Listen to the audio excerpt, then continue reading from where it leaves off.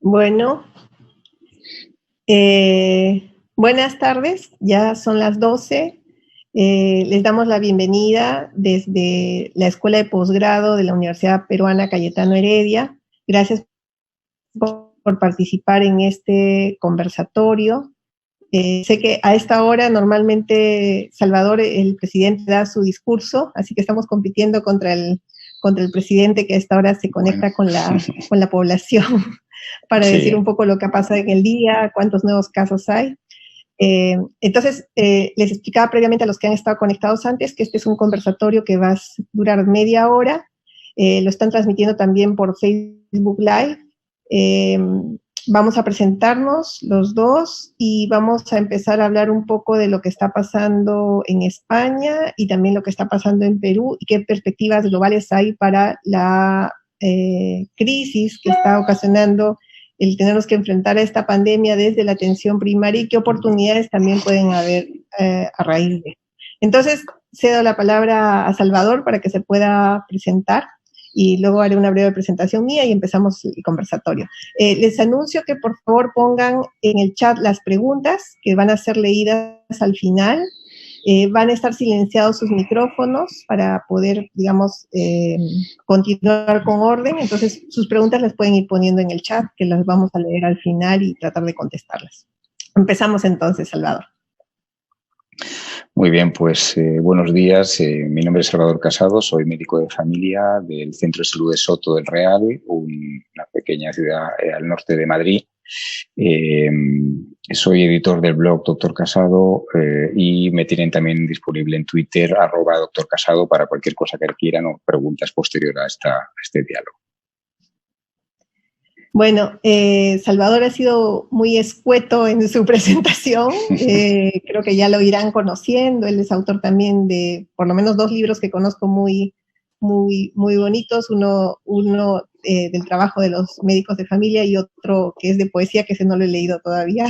Es de poesía, ¿no? Arconte. Es de poesía, sí. Arconte enfurecido, sí. Enfurecido. Muy bien. Bueno, vamos a empezar. Yo soy Sofía Cuba, soy médica de familia, trabajo en la Seguridad Social del Perú y coordino el programa de recientado de medicina familiar en la Universidad Cayetano Heredia. Trabajo en el primer nivel desde el 2007, que ya son 13 años que trabajo en el mismo establecimiento de salud. Así que creo que es importante que se hable de lo que se puede hacer en atención primaria con los que trabajan en el primer nivel, en atención primaria. Entonces, quería un poco poner en contexto a Salvador con lo que está pasando en el Perú. Hoy es el día 10 de la cuarentena. Hasta ayer habían 416 casos confirmados, 7 fallecidos. Probablemente hoy día el número aumente, pero estamos con el problema de que no se están testeando como en otros países masivamente. Somos un país de 30 millones de personas y se están haciendo menos de 500 tests al día. Y todavía no está tan organizada la respuesta que se va a dar desde el primer nivel. Por lo pronto se ha hecho que los establecimientos de salud estén respondiendo más a la urgencia, olvidando un poco las labores que tenían usualmente de respuesta a los problemas frecuentes de las personas, de cuidado continuo, de anticipación al daño. En teoría esto va a ser solo por estos 15 días, pero no se sabe si la cuarentena continuará.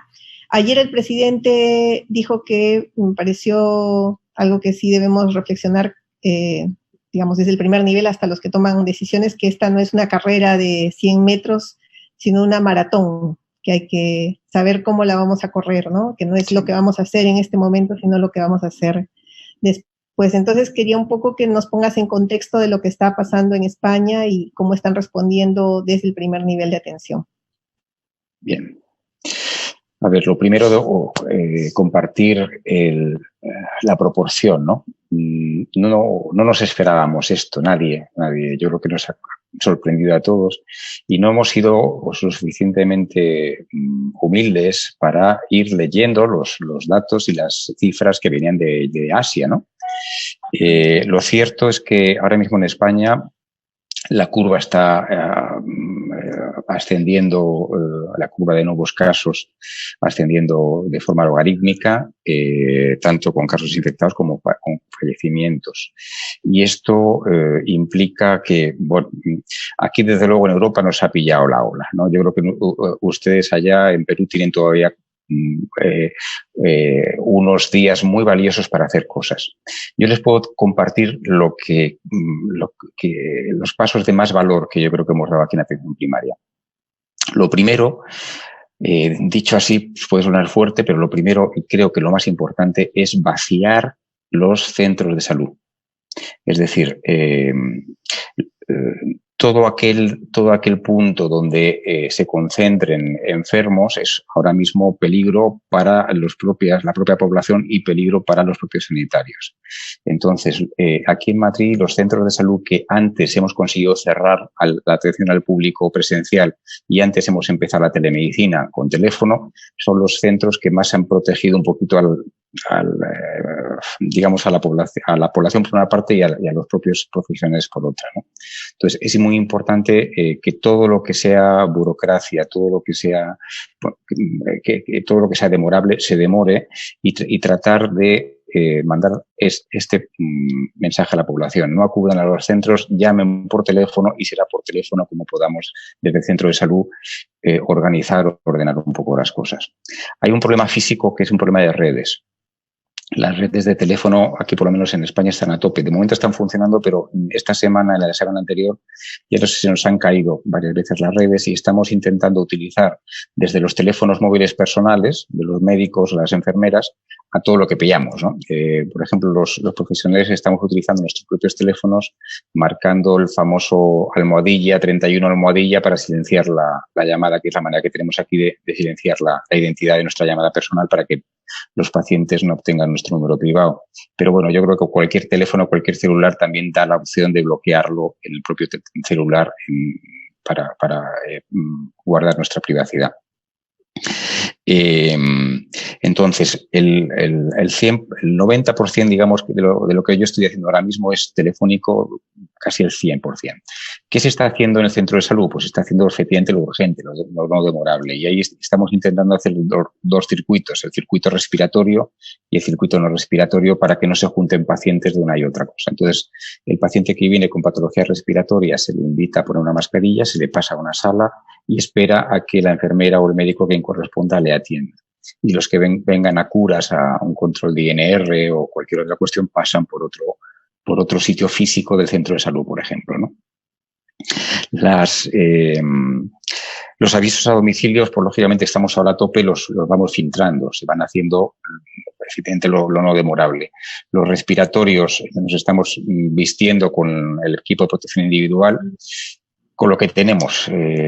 Tenemos ahora mismo poca cosa. Hay mascarillas y tenemos de tela, las FFP2 tenemos muy poquitas, hay pero pocas. Batas hay, alguna tenemos impermeable, la mayoría de tela, entonces vamos valorando según el riesgo, nos ponemos una cosa u otra, y hemos hecho incluso batas cutres, cutres a lo mejor no entiendo la palabra, muy básicas, como bolsas de plástico de estas de 100 litros y 2 agujeros, quiero decir. Es ir con el material que haya en el centro de salud, tratar de adecuarlo al riesgo de la persona que tienes delante, ¿no? Estamos tirando también, por ejemplo, viseras no tenemos algunas gafas estancas, pero muy pocas, las usamos, las lavamos en lejía diluida y las volvemos a utilizar. Y luego tenemos un par de viseras que ha traído compañeras del centro, de estas de viseras de plástico que se usan en jardinería para cortar el césped, por lo menos. Como digo, según el riesgo que entendamos que tiene la persona, nos protegemos más o menos con lo que hay. Los puntos, me gustaría también decir algo de comunitaria, ¿no? Dentro del talón de Aquiles que yo veo ahora mismo en la epidemia, los puntos más vulnerables son las residencias de ancianos, claramente, por lo menos aquí en Europa. En nuestra área sanitaria tenemos 3 residencias pequeñas y hay un montón de muertos ya, pero bastantes. El 25% de ancianos de las 3 residencias han fallecido ya. Pero no solo eso, también ya tenemos algún fallecido de las auxiliares de cuidado, porque no tienen, ahí sí que no tienen protección ninguna.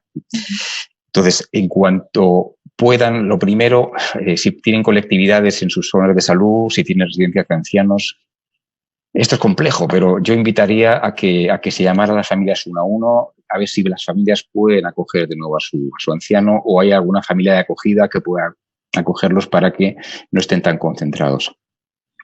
Si hay otras colectividades, también es importante. Hoy, por ejemplo, he hablado con un compañero de Cataluña y no había caído yo en eso, pero en nuestra zona en España tenemos población según las zonas de Marruecos. Entonces, no había caído yo en las mezquitas. Pues hoy hemos llamado para intentar garantizar que las mezquitas estén cerradas, dado que el rezo musulmán lo hacen muy pegados unos a otros, ¿no? Pues en las iglesias que pueda haber una aglomeración, donde hay en cualquier cosa que sea una colectividad dentro de sus áreas de salud, importante que el centro de salud lo tenga en mente, en esa visión comunitaria de conocer nuestra zona para actuar y tratar de proteger, ponernos en contacto, no tanto desde la prohibición, sino desde la protección social y brindarnos al responsable de la iglesia local, de la mezquita, quien sea, para explicarle y darle los datos y hacerlo, digamos, por la buena, porque lógicamente aquí es prevenir y cuidar a esas poblaciones en esas colectividades.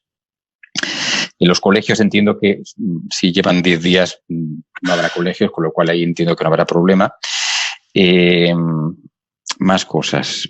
Yo creo que lo fundamental ahora, por ejemplo, aquí en Madrid tenemos un gran problema. Por una parte, están enfermándose muchos sanitarios. Yo creo que por una parte por no tener medidas de protección, no tener los EPIs, y por otra porque lógicamente este virus es muy contagioso.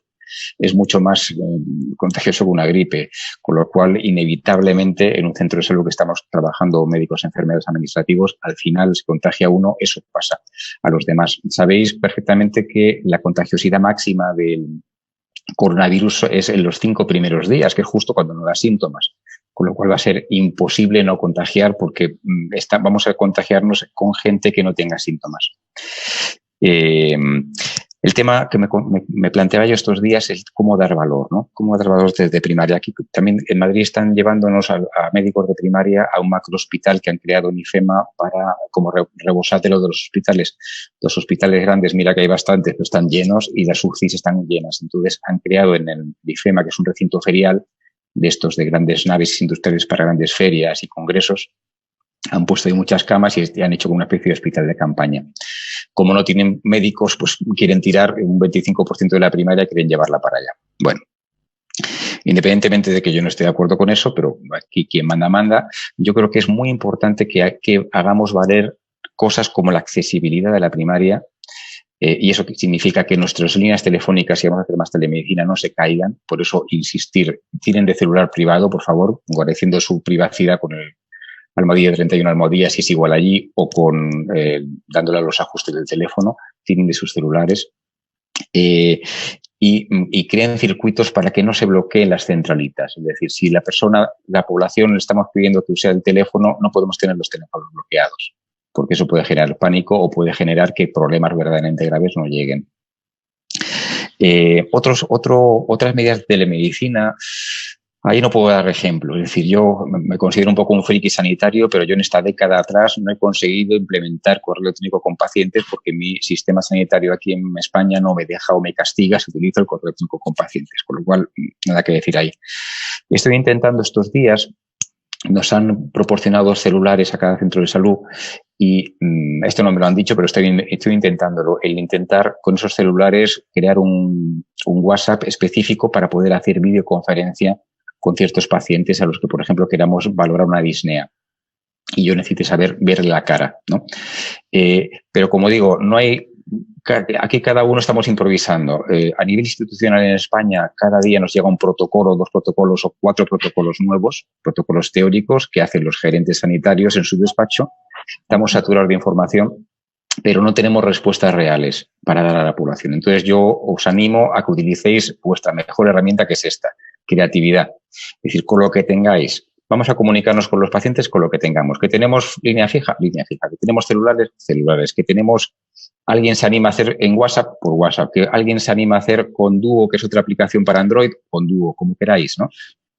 Y no a todo el mundo. Yo creo que el conocer nuestra población nos permite filtrar mejor la calidad de información, ¿no? Alguna persona necesitará más tiempo en el teléfono, pues a lo mejor lo puedo dar yo como profesional, como médico, pero a lo mejor si no lo puedo dar yo, pues tengo que pasar un poco a la enfermera o incluso al administrativo, ver quién habla con el paciente y ver cómo hablar con él, ¿no? A veces va a estar el teléfono, en la mayoría de las ocasiones, en otras ocasiones a lo mejor tenemos que tirar de esto, de videoconferencia u otros medios. Yo creo que la población va a sentirse, por lo menos aquí en España, mi sensación, los más mayores, sobre todo yo tengo 400 mayores de 65 años en el cupo, gente muy mayor, y está sintiendo miedo, ¿no? Los más mayores, aquí ya han salido en España datos desagregados por edad y la mortalidad a partir de 80 años es la máxima, del 17% de mortalidad. Entonces, están muy asustados.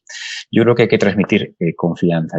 Esta semana estoy intentando sacar los listados de población más mayor del centro de salud para tratar de llamarles en concreto. Que los más mayores del área reciban una enfermera o sea, una llamada de su enfermera, de su médica de familia, de sus profesionales de referencia, interesándose. ¿Qué tal está? ¿No? Aunque sea muy breve. Yo creo que en estos momentos es muy importante, ¿no? Hay que primar, ya me gustaría a mí hacer una comunicación más grande, pero no hay tiempo. Yo he tenido que atender por teléfono a una chavala joven que su madre ha muerto por coronavirus ingresada, no dejan visitas, no puede despedirse, y su padre está moribundo también por coronavirus en otro hospital y tampoco. Imaginaros la situación de estrés. Y no he podido hacer una comunicación de calidad porque no tengo tiempo. Hay que ajustarlo con lo que tengamos. Es decir, esto efectivamente es un evento extraordinario y eso implica que utilicemos nuestros recursos de comunicación, los recursos de protección que tengamos y el recurso de tiempo como podamos. También es interesante el delegar. Es decir, yo a esta chavala no puedo yo a lo mejor darle un tiempo de counseling, pero de recibir su comunicación o su duelo, pero me quedo con la idea y trato de buscar un recurso para ella. A ver si la puedo llamar un voluntario, un psicólogo o remitirla a un psicólogo voluntario que conozco. Intentar no asumir, a ver si voy a dar una expresión un poco de aquí de España y es tratar de no morir de buenismo sanitario. No tenemos que cargarlo todo en nuestras espaldas. Esto es muy importante. Hay que saber delegar, hay que tratar de dirigir a la persona, a animarla a que busque otros recursos, animarla a que hable con otras personas y únicamente por nuestra parte yo creo que lo fundamental es detectar los casos más vulnerables. La persona anciana que esté sola y no tiene nadie, ver cómo los servicios sociales pueden activar ahí o si hay alguna familia que pueda apoyar, etcétera, ¿no?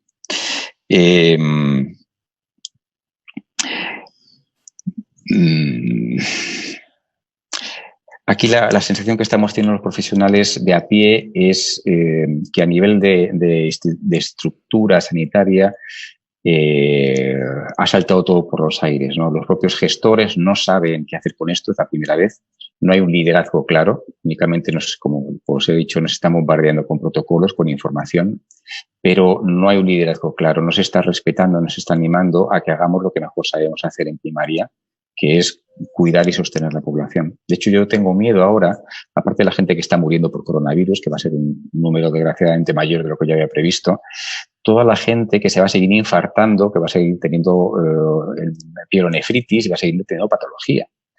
Y que no vamos a poder detectar, primero, porque no vienen, no les estamos viendo la cara, y segundo, porque se lo están aguantando en casa. Y están aguantándose los infartos, las pielonefritis y los cólicos nefríticos. Eso es lo que me da miedo, no poder acceder ahí, porque no lo veo. De hecho, estos días están siendo agotadores para mí. Aquí en España tenemos agendas muy sobrecargadas en primaria, solemos atender a algunos 35 los días muy buenos, 40, 50 personas al día en consulta. Estos días estamos haciendo todo telefónico. Pues es mucho más duro actuar telefónicamente porque no ves, estamos como cegados, como si tuvieras que pasar consulta con una venda. No puedes ver al paciente, no puedes sentirle, no puedes explorarle.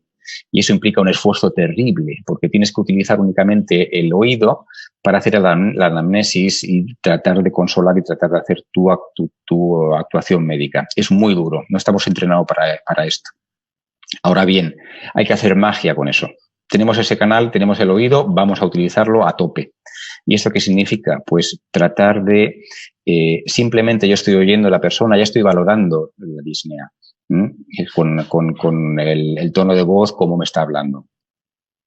La persona me va a dar su temperatura, porque eso sí lo hacen. Entonces, con la temperatura que me da el paciente y con la valoración de la disnea que hago yo con mi oído ya tengo un poquito una pista muy importante. Por supuesto, puedo seguir haciendo una pequeña anamnesis, tos, otros síntomas respiratorios, etcétera. Y con todo eso tendré que hacer un plan. El plan en un 90% será, si no hay complicación, 90-95%, es decir, a la persona que se quede quieta, que no se mueva de casa. ¿Por qué? Porque el hospital, como sabemos, igual que el centro de salud, es un sitio donde ahora mejor no ir. Entonces, para el hospital, ¿qué nos puede dar el hospital? El hospital nos puede dar una placa de tórax, nos puede dar una analítica por ver si hay alteraciones en los linfocitos, en el dímero D, pero al final, a ver, si se pone uno malito, un paciente malito va a necesitar oxígeno, ¿no? A los que están malitos con disnea hay que mandarlos, efectivamente, pero mientras no haya una gran disnea y demás, yo creo que es mejor sostener. Por eso yo apelo a vuestra longitudinalidad con los pacientes. Es importante que valoréis y sopeséis, ¿no? Y sopesar riesgos en esta situación que estamos a ciegas no es fácil. Y yo creo que hasta aquí un poquito las ideas fuerzan. No quiero dar una charla magistral, era simplemente dar mis impresiones para que podáis preguntar o tratar de hacer diálogo. Sí. Gracias, Alba. Bueno, yo tengo ya acá registradas algunas preguntas. Igual también quería compartir algunas de las cosas.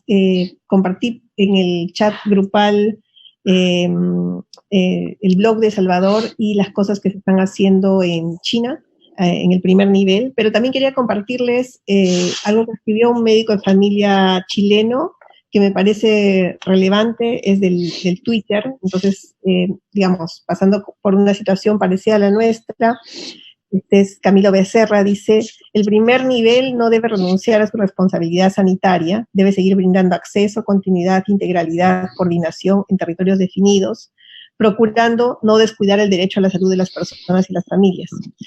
¿Qué debemos hacer entonces? Adaptarnos a hacer nuevas acciones sin renunciar a nuestra responsabilidad y las funciones elementales, ¿no?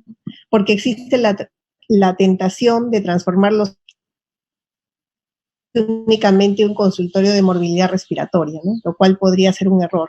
El acceso a exámenes, la territorialidad y la equidad podrían ser tareas importantes para lo que se viene a los establecimientos de salud, ya que estos son un excelente espacio para descentralizar la detección de casos sospechosos, para colaborar con la autoridad sanitaria en el trazado de contactos. Conocemos los territorios, llegamos rápido, sabemos cuáles son las condiciones de vivienda, habilidad de nuestros usuarios, sabemos si una cuarentena se puede realizar apropiadamente en un domicilio o si es necesario enviarla a un espacio sanitario. Podemos supervisar si estas medidas se cumplen apropiadamente, reportar a las autoridades en casos de no cumplimiento. En síntesis, podemos entregar equidad en acceso en la detección, acudir rápidamente a los territorios, supervisar, acompañar a las familias en el aislamiento, ¿no? Y algo que pareciera una obviedad, que es la integralidad, las personas se van a seguir enfermando, van a seguir teniendo infartos, enfermedad cerebrovascular, problemas de salud mental, y la cuarentena puede agravar estas situaciones como estabas diciendo, ¿no? Voy a pasar a leer algunas preguntas y vemos cómo las podemos ir respondiendo.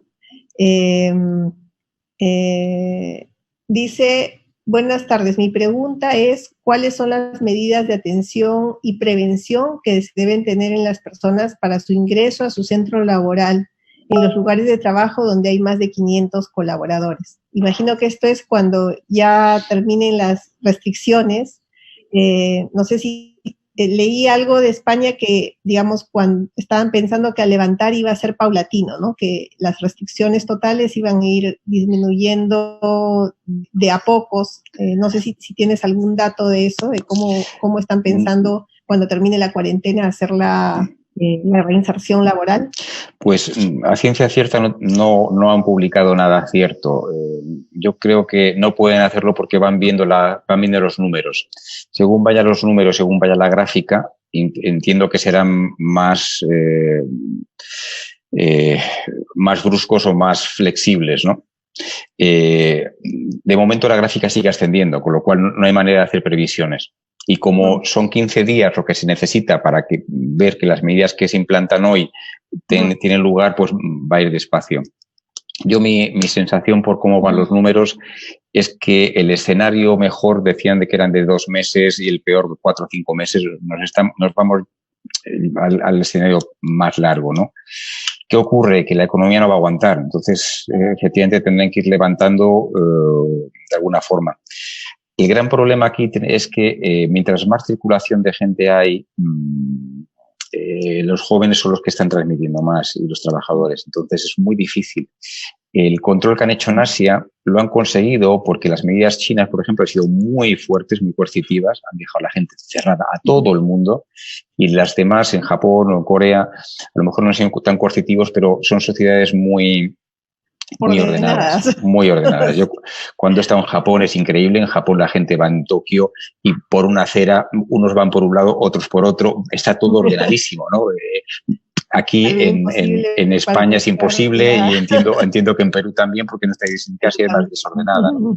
Entonces, es un problema porque por mucho que haya medidas, la gente sigue saliendo de casa y la gente sigue interactuando. Entonces, esa interacción va a generar que nos vayamos a escenarios de muchos meses donde haya una circulación de virus prolongada. Sí, yo creo que no hay una respuesta específica, pero probablemente se va a empezar a organizar que algunas cosas tengan que ser más a distancia. Yo creo que esta crisis va a cambiar varias de las cosas que teníamos por sentadas en el mundo hasta ahora. Bueno, otra pregunta. ¿Cómo se organizaría la labor de otros grupos profesionales? Imagino que se relaciona en la primaria, ¿no? Psicólogos, odontólogos, que aparentemente no estarían laborando en sus servicios regulares por esta coyuntura y estarían asumiendo otro tipo de tareas que sean pertinentes en el control de la pandemia. ¿Cómo están haciendo los otros profesionales en España, los que no son médico y enfermera? Bien. Hoy mismo voy a hablar con la psicóloga que tenemos de zona, que suele hacer terapia de grupo. Lógicamente estos días no hay y está haciendo todo telefónicamente. Pues ese dato yo antes no lo tenía, no me lo ha dado la organización, he ido a por él. Y yo les animo a que hagan lo mismo. Coordínense con sus psicólogos, sus odontólogos, sus fisioterapeutas y ver un poquito cómo ellos pueden trabajar o qué valor pueden hacer, ¿no? A lo mejor el fisioterapeuta no está funcionando porque no le dejan a los pacientes ir, pero igual el fisioterapeuta también puede tirar de teléfono e ir haciendo, según el listado que tenga, ir haciendo consejos o ir haciendo algún vídeo o ir prescribiendo información en vídeo o en YouTube a sus pacientes, por ejemplo, ¿no? Como digo aquí, más que protocolo cerrado, por ejemplo, en esto no lo hay, yo animo a que según los recursos que haya en cada comunidad, en cada centro de salud, los recursos profesionales, importantísimo en estas fechas, que unos hablen con otros, que nos coordinemos para ver qué podemos ofrecer o cómo poder ofrecer de nuevo, ¿no? En nuestro centro, por ejemplo, ahora mismo los niños, hay menos afluencia de niños y las pediatras pues también están haciendo asistencia telefónica, otro tipo de labores, ¿no? Es una cuestión, o triaje, ¿no? El triaje, también hemos hablado de él, pero fundamental en el centro de salud nuestro. En la puerta hay alguien controlando y haciendo triaje de quién llega. Generalmente está una enfermera, pero a veces nos ponemos un médico o se pone una pediatra, se pone un administrativo.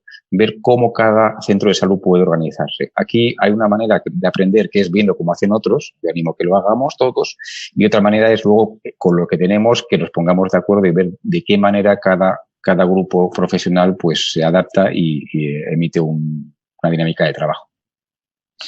Sí, bueno, en este momento creo que lo que ha dicho Salvador es importante. Tendríamos que buscar no solo para los médicos, enfermeras, sino para los otros profesionales qué labores se pueden hacer por teléfono o por telesalud si finalmente se llega a implementar mecanismos de este tipo, ¿no? Y yo creo que en el futuro va a tener que replantearse también si es que en los siguientes meses tienen que volver a algunas de las labores que hacían frecuentemente, claro. Porque la vida continúa en las comunidades, la gente sigue teniendo problemas odontológicos, la gente sigue necesitando rehabilitación y cosas, seguramente que va a tener una carga menor, seguramente que van a filtrar más algunos pacientes, pero algunas cosas van a tener que seguir su camino. Quizá, Cecilia nos pregunta, sí, dime. Sí, Cecilia nos pregunta. Adelante. Tú. Sí, se me acaba de ocurrir que en este tiempo que a lo mejor hay menos posibilidad de que haya consultas presenciales ordenadas, es importante que tengamos el concepto en la cabeza de, no me gusta la palabra, pero de empoderamiento del paciente. Es decir, no queda otra, el paciente si no puede venir nosotros tiene que tirar de sus propios recursos. Y yo creo que esto también es interesante, es decir, las comunidades, las familias y los pacientes tienen muchos recursos. Son personas adultas, son personas que han lidiado con problemas y hay que tratar de animarles a que efectivamente sean autónomos y nosotros tratar de centrarnos donde verdaderamente, profesionalmente veamos que haya riesgos. Mi sensación, por lo menos aquí, mi sensación en Madrid, la comunidad que tengo, es que en los últimos años se ha hecho un abuso del sistema sanitario. La gente viene por todo, viene por urgencias, por cosas pequeñas, ¿no? Ahora mismo, pues lógicamente esas cosas pequeñas no vienen. El reto va a estar en las cosas grandes. Y ahí es que quizá donde tengamos que ser un poquito proactivos. Por eso, cuidar un poco la parte de los segmentos de personas más mayores, personas más vulnerables o las personas más crónicas o más malitas que tenemos en los centros de salud y que habitualmente conocemos porque son los que suelen venir mucho. Cecilia pregunta, ¿después de cuánto tiempo se podrían realizar actividades preventivo-promocionales masivas, ¿no? Desde los centros? Pues habrá que esperar que pase esto. Yo no sé cuánto va a durar. Iremos viendo porque los epidemiólogos están a tope, están con las curvas y están informando. El gran problema que tenemos es que lo habéis dicho antes, Sofía, el tema de los test. De momento tenemos muy poca información porque hay pocos test. Entonces, la enfermedad está muchísimo más extendida de lo que pensamos porque, claro, con que si ustedes son 30 millones, tienen 500 test al día, eso da para muy poco. Aquí en España las cifras también son malas. De momento solamente se están haciendo test en los hospitales, no tenemos test en primaria, nos lo llevan prometiendo varias semanas, pero no han llegado todavía. Entonces, yo ahora mismo estoy asumiendo de todo lo que me llega que todo lo que sea síntomas respiratorios en su gran mayoría va a ser COVID-19. Entonces, igual que cuando hay una epidemia de gripe y estamos en pico de gripe, yo asumo que cuando hay un síndrome gripal va a ser por el virus de la gripe. Aquí tenemos que hacer presunción. Y esto implica que el futuro no lo conocemos, nadie lo conoce. Todos los programas volverán en cuanto la gráfica nos permita que podamos volver a retomarlos. Sí, y también seguro que encontraremos, que mi conexión no es tan buena, encontraremos forma. Acá, por ejemplo, el Seguro Social tiene unos centros del adulto mayor que han cerrado, todos estamos en cuarentena, pero han empezado, he visto, a transmitir las actividades que ofrecían para adulto mayor por un canal de internet, ¿no? Bien, digamos, bien, las actividades activas, laborales, piensa eso. Bien. Un poco por el cambio, es que a nosotros nos ha ido el mercado de el invierno. Vaya, se ha perdido el audio de Sofía. Sí, yo en relación a lo que decía Sofía, animar a que efectivamente usemos canales nuevos. Es decir, si los pacientes no pueden venir a una actividad de educación para la salud, no se les puede dar el programa tal y como está habitualmente prefijado, pues tratar de buscar o crear nosotros un canal o tratar de remitir o hacer llegar a las personas, a las comunidades, a las familias, información para que ellos busquen en fuentes seguras. Que prescribamos información, que prescribamos links, enlaces a Internet, que muchas veces ya están hechos, son programas que ya están hechos. Seguramente allá en Perú tienen mucha gente creativa y tengan ya vídeos hechos, haya un material de buena calidad colgado en Internet, pues usemos ese material que ya está para facilitarlo y acercarlo a la gente, dándole el enlace. Yo cuando trabajo con pacientes y les doy un enlace, en vez de darle el enlace completo de http:// que se pierden, demos enlaces con 3 palabras. Si yo a un paciente de mi cupo le digo, busca en Internet doctor Casado Catarro, él pone esas 3 palabras y va a encontrar mi blog, va a encontrar mis vídeos con solamente 3 palabras, que busquemos la forma de dar el enlace de una manera muy sencilla, de una manera que además que se pueda hacer de boca a boca en la comunidad donde trabajemos, ¿no? Yo creo que es importante. Hay que seguir trabajando en paralelo, ¿no? Y bueno, pues con creatividad.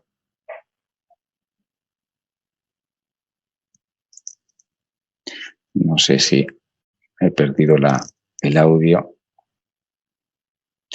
No sé si hemos terminado ya. No, sí se le escucha, doctor Salvador. Lo que pasa es que la doctora en este momento está intentando reconectar. Está intentando entrar de nuevo. Vale. Por favor, Vale, permítanos un minuto para que ella ingrese un momento. Sí, cómo no, cómo no.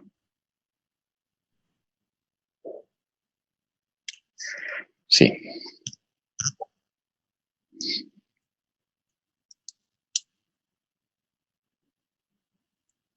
En cualquier caso, si tienen alguna duda más, luego pues me pueden, vía Twitter o vía mi blog, pues escribir lo que necesiten y intentaré, si está en mi mano, poder responderles.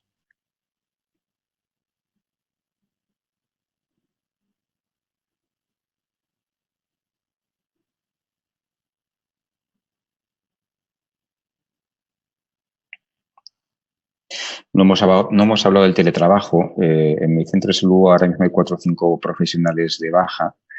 Yo intenté el otro día a mis superiores pedirles acceso remoto a de clínica electrónica, no nos lo dan. Y intenté un poco que nos dieran permiso para hacer teletrabajo. Como casi todo es llamada, si un profesional de sanitario está de baja o con pocos síntomas y puede seguir hablando por teléfono, pues a lo mejor sí podría seguir funcionando. Sobre todo pensando en un escenario en el que muchos sanitarios van a estar de baja, ¿no? Pues también eso quizá lo pongo encima de la mesa a ver de qué manera se puede hacer, ¿no?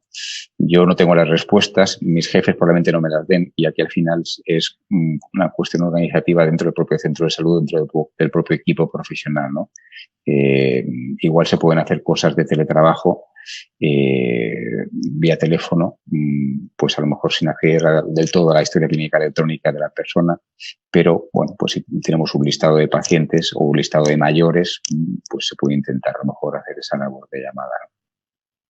Ya estoy de nuevo, se cortó el internet. Bueno, no he podido leer todas las preguntas, estamos casi con los tiempos finales. De todos modos, voy a intentar después hacer un resumen y a lo mejor podemos enviarles a los que se han inscrito algún resumen de lo que hemos hablado ahora. Se va a compartir también esto en Facebook Live. Les quería un poco cerrar pidiéndole a Salvador que dé, digamos, algunas recomendaciones finales, dado lo que está pasando en España y de repente mirando un poco lo que está pasando en el mundo, digamos, cuál debería ser nuestro rol, abogando de repente para que, digamos, la atención primaria pueda tener un rol que permita ayudar a las poblaciones. Y bueno, yo quería también cerrar un poco de eso, o sea, creo que todos pueden acceder a la literatura de lo que está pasando en el mundo. Es cierto que los países que no tienen un sistema basado en atención primaria están dando una respuesta más hospitalaria a la crisis, que creo es como está pasando en Perú. Probablemente los que tienen un sistema más fuerte le están poniendo más peso a la primaria, aunque en los discursos salen más los hospitales y las UCIs. Bien. Pero necesitamos articular o empezar a aprender cómo ante esta crisis que estamos viviendo podemos, en el caso de los países que tenemos una atención primaria no tan desarrollada como en los otros países, tomar como una oportunidad para, digamos, poner nuestra bandera en el territorio y decir, claro, desde acá podemos manejarlo mejor. No sé, te dejo un poco con eso y para cerrar. Perfecto. Yo me gustaría transmitir ánimo. Yo creo que la medicina de familia y atención primaria hoy, con esta emergencia, es fundamental. Conocemos a nuestras poblaciones, la población confía en nosotros y está habiendo una parte de la epidemia física del virus, hay una epidemia de miedo.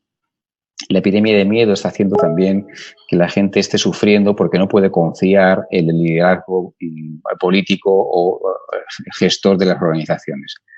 Entonces, hagamos valer el gran valor de la atención primaria, que es la confianza. La gente nos conoce, nuestras poblaciones nos conocen, pues que podamos responderles, que podamos darles un valor, podamos darle algo de verdad valioso para ellos. Y esto implica que estemos cerca. Como ahora la cercanía física no es posible porque es una cercanía que es peligrosa tanto para los profesionales como para los pacientes, importante que hagamos todo lo que esté en nuestra mano por intentar que las personas, las poblaciones se sientan escuchadas, se sientan acogidas. Muchísimo teléfono, muchísima telemedicina, tratar de hacer avisos a domicilio de forma segura cuando sean pertinentes, tratar de dar la información directamente nosotros que tenemos ese acceso a las familias y que de verdad nos creamos el valor que podemos dar. Podemos mantener a mucha gente en casa. Eso es muy importante, ¿no? Y detectemos los problemas. Y por último, no hemos hablado tampoco los casos que estén malitos. Nos va a tocar a primaria hacer sedación terminal. Va a tocar a primaria atender a muchos ancianos que no admitan en el hospital y tengamos que poner una medicación básica por vía subcutánea para garantizar ahí un final digno. Que no tengamos miedo para hacerlo. Podemos estar ahí, ¿no? Mucho ánimo desde aquí. Yo creo que todavía tenéis ahí un tiempo muy precioso. Intentar hacerlo para organizar lo que podáis, para ver qué medios tenéis y para tener el valor suficiente de decir, bueno, pues estamos aquí, somos valiosos, vamos a por ello. Gracias, Salvador. Gracias por participar con nosotros. Les leo un poco, voy a volver a compartir el link, pero les leo un poco para cerrar el resumen de lo que escribieron el presidente de WONCA en el artículo del British Medical Journal sobre la labor de los GPs en China. El rol que están realizando o que realizaron fue, 1, vigilar los puntos de control protegiendo a la comunidad junto a las brigadas que mantenían el orden, ¿no? Ayudaban a tomar mejores decisiones con ellos, algo que probablemente no estemos haciendo en nuestros países. Detectando y tratando. En el Perú se ha pensado en un hospital de derivación de los pacientes con COVID, pero no se ha pensado cómo organizar en la primaria, en las comunidades. En China, dentro de áreas geográficas, destinaron uno de los establecimientos de salud para atención de febriles, con médicos de familia y equipos ahí que centralizaban la atención de febriles y el testeo en esas zonas, obviamente también otros sitios donde se testeaba. El tratamiento de enfermos críticos, Salvador nos mencionaba que están haciendo también esa estrategia en España. Es discutible, pero pasó en China también. Han ido a atender al segundo y tercer nivel los médicos de familia, entrenándolos en el manejo de los críticos. Tal vez uno de los más importantes, proporcionaron continuidad de atención a los pacientes de alta, a los post-hospitalizados y a los crónicos y a los problemas que venían frecuentemente los siguieron atendiendo y exploraron nuevos modos de atención, ¿no? Plataformas de salud en línea, pero con una responsabilidad, un cupo, ¿no? La estrategia que está planteando el gobierno peruano es ampliar la central que tenemos, que es el 116, pero contratando más profesionales sin ninguna responsabilidad de un grupo especial de personas, o sea, sin cupo, ¿no? O sea, es un número de profesionales que atienden a la demanda, llamadas que son necesarias, calman o dan recomendaciones, pero no hay esa relación que a pesar o inclusive con la telemedicina debería reforzarse, ¿no? Entonces cierro un poco con estas ideas. Espero que podamos empezar a seguir compartiendo qué estamos haciendo. Probablemente podamos hacer un siguiente conversatorio, de repente invitando a la gente de las regiones de Perú a que nos hable de cómo están respondiendo desde la primaria para esto. Agradezco a todos los que han estado. En un momento les comparto, ya les compartí el link del blog del doctor Casado. Gracias por estar acá y manténgase a salvo, que el país necesita muchos profesionales como ustedes para seguir haciendo las cosas bien. Claro, sí. Un abrazo a todos. Hasta luego. Venga, hasta luego.